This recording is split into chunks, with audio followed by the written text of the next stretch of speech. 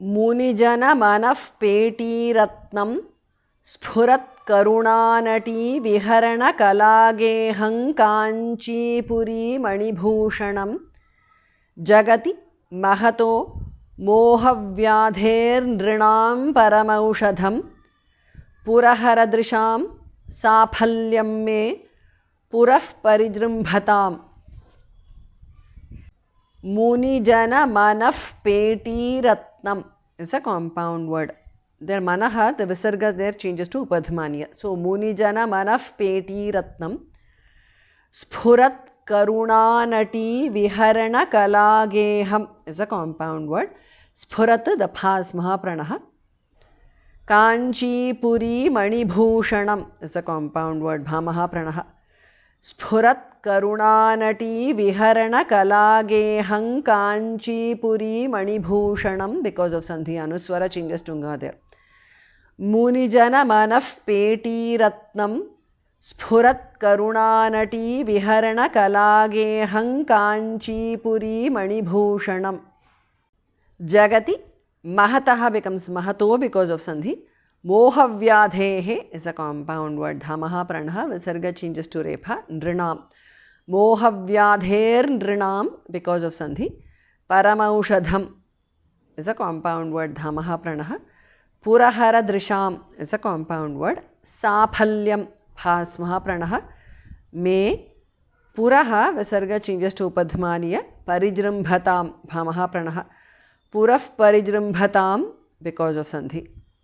Jagati mahato mohavyadhenrinam paramaushadham puraharadrisham saphalyam me puraf parijrambhatam. Munijanamanaphpetiratnam sphurat karunanati viharanakalageham kanchipuri manibhushanam jagati mahato mohavyadherndrinam paramaushadham puraharadrisham saphalyam me purah parijrambhatam.